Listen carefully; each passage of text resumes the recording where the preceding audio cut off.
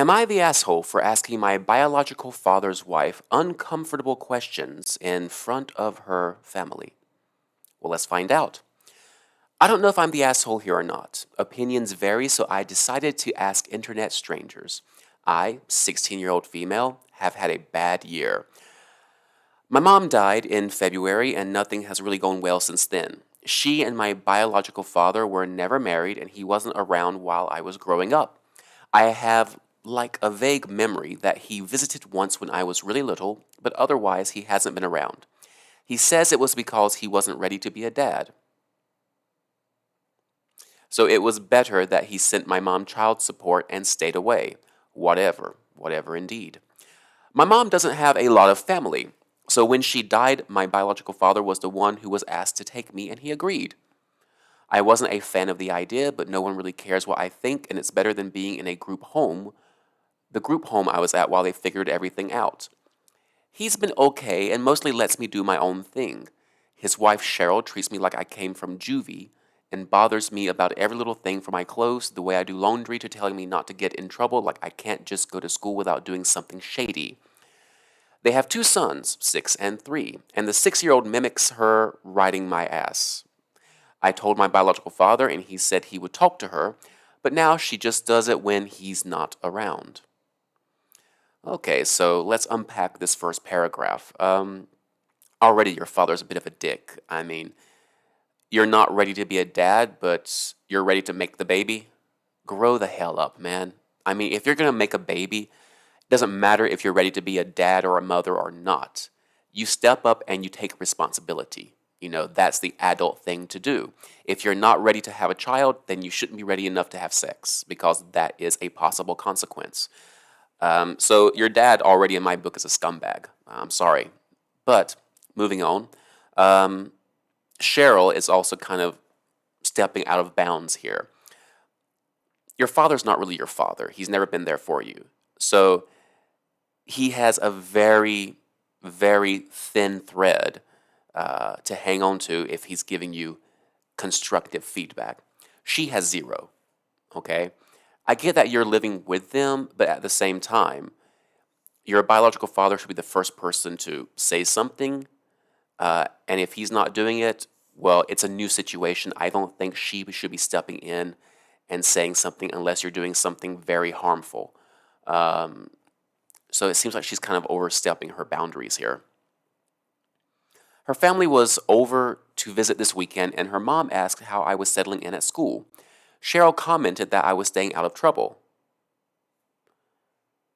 Well, that's assuming that getting into trouble is a regular thing for you, and it's also giving that side of the family the assumption, the impression, I should say, that you often get into trouble. So if that's not the case, then she's being a bit of a bitch here. Sorry to say.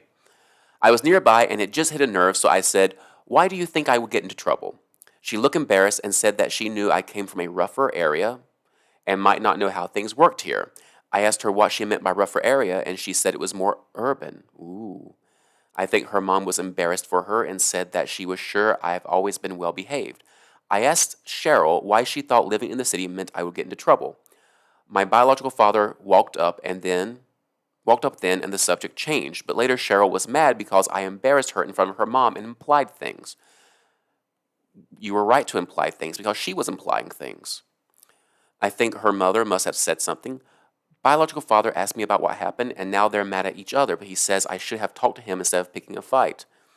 Well, I mean, look, he can't really say much. He wasn't there for you, so he's an absentee father. How can you trust that he'll stick up for you?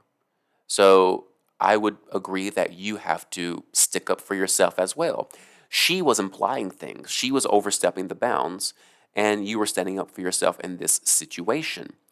If you genuinely are a good kid where you've kept your nose clean, you haven't gotten into trouble, for her to make that assumption displays a prejudice, and it should be thrown back at her. She is a bit of a bitch in this situation, so I'm going to say you are not the asshole. Clearly not the asshole. Again, though, it's one side of the story. We don't know your background, but let's see what some of the comments say. Beautiful. You are not the asshole, but you uncovered her bias in such a clever way that she outed herself as the asshole in front of everyone. You just kept feeding her rope as she professionally hung herself. LOL, excellent job. To be fair, I'm going to show a little bit of my bias here. The original poster here is a 16-year-old. I'm wondering, the post was quite eloquently put, but I have serious doubts as to if the verbal exchange was that eloquent or well done out, to be honest. Just because teenagers tend to be emotional and react quickly, and I know that's a bias, but it tends to be true. I mean, I'm a teacher, I see it all the time. So that's not saying every teenager is that way. I am sure there are some teenagers that are very eloquent and think things out before they speak and are able to conduct a serious discussion in such a way. I mean, after all, there are debate teams, right? But it's not the norm in my experience. So I'm a little bit skeptical here in regards to this comment and in regards to the post. The gist of it is accurate, I suppose, but the meaning of the post is accurate. The gist of the post, the story, is correct. But in terms of how smoothly things happened prior to having time to think it out before writing, that's what I question. Let's see. Not the asshole. This is a tough situation, and everyone is adapting. That's fair enough. Your stepmother brought the embarrassment to herself with her attitude. It sounds like your pushback worked. It's engaging the people to help her see reason. I hope your father gets better at having your back here, and I hope your stepmother starts treating you better. Much agreed. Um, and I still can't get over what an asshole the dad is too. Like, yeah, stepmom is a big asshole, but dad wasn't ready to be a parent, but had been for 6 years with a stepmom. Great point. I mean, a 6-year-old child, and he hasn't stepped up in your life for at least 6 years. He's only just now entering the original poster's life because he pretty much had to because her mom died 7 months ago. All the OP had for 16 years was her mom. Yeah. So I would have to say I agree with these people. It seems very obvious that you are not the asshole. Cheryl is a bit of the asshole. The father is definitely a major asshole. And the fact that she's crawling your ass in front of her children is teaching them something very negatively as well. Something very negative as well. There we go. Adjective, not adverb. So, anyway, what do you guys think?